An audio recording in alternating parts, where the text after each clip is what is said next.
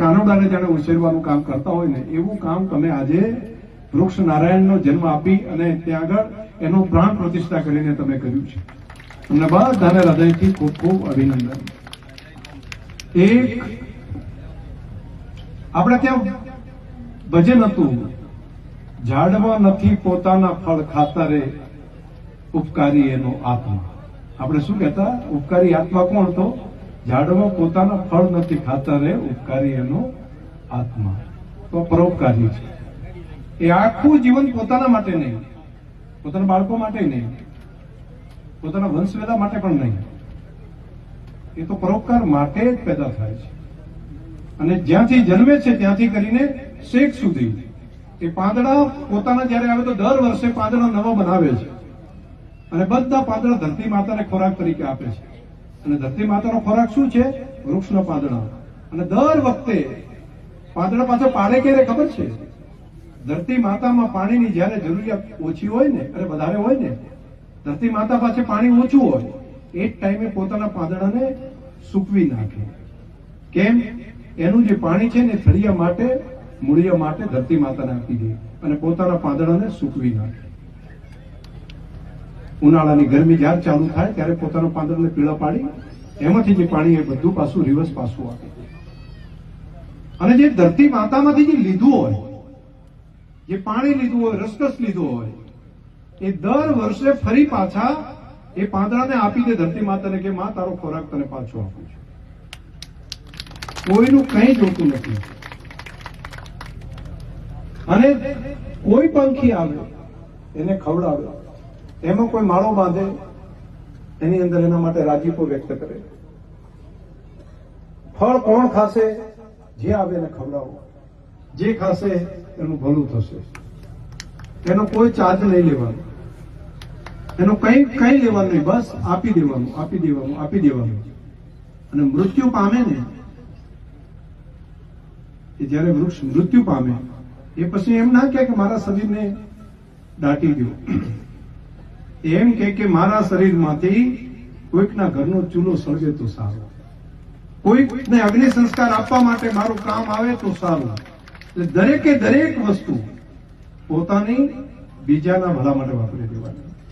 એટલે જ કે છે ઝાડમાં પોતાના ફળ નથી ખાતા રે અવતારી એનો આત્મા. આ સતત પ્રેરણા આપે છે, જીવવા માટેની પ્રેરણા આપે છે, સતત જીવવાની પ્રેરણા આપે છે. જીવન કેવું જીવાય? આવું જીવન હોય તો એ જીવન કહેવાય. અને એવા વૃક્ષની આપણે વૃક્ષારોપણ કર્યું છે. બીજી એક મોટી સેવા માનવ જાતની અને સૃષ્ટિની કરે છે કે આપણા બધાના શરીરમાંથી જેટલો કાર્બન ડાયોક્સાઇડ નીકળે છે, જેટલો ઝેરી વાયુ નીકળે છે, બધાને ગ્રહણ કરી દે છે. પોતાની અંદર લઈ અને એમાંથી શું બનાવે છે? એની અંદર ઓક્સિજન બનાવે છે. ઓક્સિજન બનાવીને ફરી પાછા સૃષ્ટિ ઉપર છોડી દે છે. જેટલા આપણે એમના ઉપર ઉપકાર એના કહીએ ને એના ઓછા છે માનવ જાત ઉપર. એ અંદરથી પ્રાણવાયુ અને ઓક્સિજન લઈને પ્રાણવાયુ આપે, સતત પ્રાણવાયુ આપ્યા કરે છે. પેઢી દર પેઢી આપ્યા જ કરે છે. આપણા બાપ દાદાઓ માટે પણ આપ્યું હતું, આપણા સંતાનો માટે પણ આપશે. અને છતાં એના માટે ભાવ માણસનો કેવો રહ્યો? માનવજાત કેવી રહી? માનવજાતે શું કર્યું? એને ભાવવાનું ના કર્યું, એને ઉછેરવાનું ના કર્યું. એ જે આપણને આપતું હતું, જેના ફળ આપણે ખાવાના હતા, જેનો આપણા ઉપર આટલો ઉપકાર છે, આપણે વગર કારણે ધારીઓ લઈને નીકળ્યા હોય, કવાડી લઈને નીકળ્યા હોય, કોદાળી લઈને નીકળ્યા હોય, વગર કારણે એને ખોદીને ઉખાડી દેવાનું, વગર કારણે એને ટચકો મારવાનો, એ બોલે નહીં. છતાંય આપણે માનવ જાતે આટલા વર્ષો સુધી આવું કર્યું. મારી પ્રાર્થના છે જાણકારી ના હોય તો જાણકારી આપણે મેળવીએ, અને જાણકારી મળ્યા પછી પણ જો આપણે આ કરીએ તો એનાથી મોટું મહાપાપ એવું હોય છે. આપણે સજાગ બનીએ, જાગૃત બનીએ. ખાલી જાણકારી મેળવીએ એવું નહીં, આપણે જાગૃત બનવું પડે. અને જાગૃત બનીને વૃક્ષને બચાવવાનું કામ કરવું પડે. અને બચાવીએ એટલું જ નહીં, વૃક્ષોને આપણે વાવીને જવું પડે. આપણી પાસે પ્રાણવાયુ છે, પરંતુ આપણી બીજી પેઢી, ત્રીજી પેઢીને પણ જીવવા માટે પ્રાણવાયુ મળી રહે એટલા માટે વૃક્ષ નારાયણની સેવા કરવી હોય અને આપણા ગામે અને તમે બધાએ ભેગા મળીને આજે ભગવાનની પ્રાણ પ્રતિષ્ઠા કરી છે, તમે બધા યજ્ઞ કરાયો હોય એવું મોટું કામ કર્યું છે. ખૂબ ખૂબ હૃદયથી તમને બધાને પાર્ટિસિપેટ કરવા વાળાને અભિનંદન. અને આ વર્ષે આપણે મિનિમમ 5 વન, ઓછામાં 5 વન આપણા થરાદ વિસ્તારમાં આ રીતના બનાવવાના છે. 5 વન ઓછામાં, અને ગામે ગામના મંદિરમાં, ગામે ગામની શાળાઓની અંદર, ગામે ગામના સંસ્થાનની અંદર બધી જગ્યાએ આપણે ઝાડ વાવવાનું કામ આપણે કરવાનું છે. આ શ્રાવણ મહિનો છે આવતીકાલથી. ભોળાનાથ મહાદેવ સદાશિવ કલ્યાણના દેવતાનો દિવસ આવતીકાલથી ચાલુ થાય છે. તો મહાદેવ રાજી થાય એ માટે આપણે બધા આખો મહિનો ઝાડ વાવીએ. આખા મહિનાની અંદર જ્યાં જ્યાં આપણને મોકો મળે, કોઈ દિવસ એવો ના થાય કે આપણે વૃક્ષનું વાવેતર ન કર્યું હોય.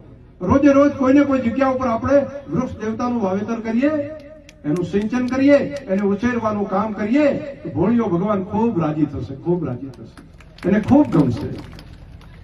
અને જે રીતે ભગવાન સદાશિવ ઉપર આપણે પાણી ચડાવીએ છીએ, એ જ રીતે નાનકડો છોડો હોય ત્યારે એના પાણી ચડાવીને એને મોટું કરવાનું કામ કરીએ. તમને બધાને ખબર છે કૈલાસની અંદર ભગવાન મહેલમાં નહોતા રહેતા. સદાશિવ જ્યાં સુધી રહ્યા ત્યાં સુધી વૃક્ષોની વચ્ચે રહ્યા છે, ઝાડવાની વચ્ચે રહ્યા છે. કૈલાસનું વર્ણન જેમણે જેમણે સાંભળ્યું એમને બધાને ખબર છે. ભગવાન વૃક્ષોની વચ્ચે રહ્યા, એ બિલીપત્રની વચ્ચે રહ્યા હોય, એ રુદ્રાક્ષની આજુબાજુ રહ્યા હોય, પીંપળની આજુબાજુ રહ્યા હોય, વડની આજુબાજુ, જે વૃક્ષોની વચ્ચે રહ્યા છે ભગવાન. અને પોતે માત્ર રહેવું નહીં, માં પાર્વતીએ એક વખત જીત પકડીને કીધું, એક મકાન તો બનાવી નાખો. હવે તો કાર્તિકેય, ગણેશ, અશોકા સુંદરી બધા આપણા સંતાનો મોટા થઈ ગયા અને બધાને ઘર હોય છે. આપણે તો હજુ ખુલ્લામાં જ રહીએ છીએ. અને બધા દેવો તમને એમ કહે છે તમે તો મહાદેવ છો, દેવોના દેવ તમે છો. અને એ પછીનું વર્ણન તમે બધાને ખબર છે. મહાદેવનો જવાબ તમે બધાએ સાંભળ્યો હશે. ગણપતિને લાડુ ભાવતા હોય, માં અન્નપૂર્ણા પાર્વતીજી પોતે લાડુ બનાવે ને એક ટાઈમે વરસાદ આવે, અને એ વખતે પણ માતાજી કહે તમે, હું નથી કહેતી, આ ઝાડની વચ્ચેથી પણ પાણી આવે છે. એ વખતનો મહાદેવનો જવાબ. અને છેલ્લે પછી માં અન્નપૂર્ણા પાર્વતીજી એક વખત કહેશે મહાદેવ તમે સાચા હતા, આ જ સાચું સુખ છે. અને હવે મારે કઈ નહીં જોયું, હું કૈલાસમાં તમારા સાનિધ્યમાં ખૂબ સુખી છું. આ વર્ણન વૃક્ષોના તો કેટલા બધા કર્યા છે, ઝાડના કેટલા બધા વર્ણન કર્યા છે. ઉપનિષદોની અંદર પણ કેટલી બધી વાતો, આપણે ત્યાં વેદોના ભાષ્યોની અંદર પણ કેટલી બધી વાતો. એક આખો રામાયણની અંદર તો કાંડ જે બનાવ્યો, અરણ્ય કાંડ આખો આપ્યો.